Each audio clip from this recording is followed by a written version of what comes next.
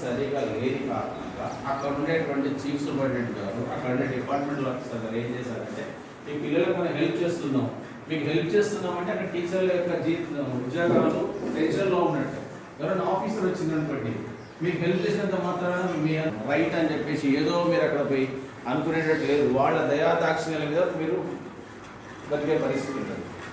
ఎప్పటి వరకు వాళ్లకు డేంజర్ లేనంత వరకు అక్కడ పనిచేసే ఇన్విజిలేటర్లకి టెన్షన్ లేనప్పుడు మీకు సహాయం చేస్తారు.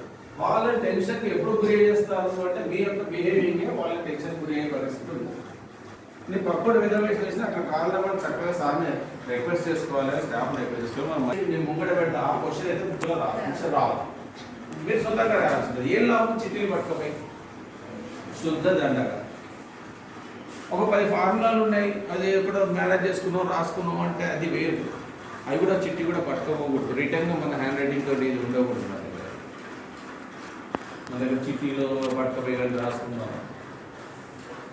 ఎందుకంటే మీరు ఎప్పుడు డిబార్ అవుతారా అంటే, మీ దగ్గర ఉన్న చిట్టి మీరు రాసిన పేపర్లో ఉన్నది సేమ్ కనుక ఉంటే దాన్ని టై చేస్తే మీరు డిబార్ అవుతారు. ఇంకా వేరే మ్యాటర్ ఉంటే మీకు ఎదుగు పట్టుకొస్తే ఇలాంటివన్నీ మిమ్మల్ని వార్నింగ్ ఇస్తారు.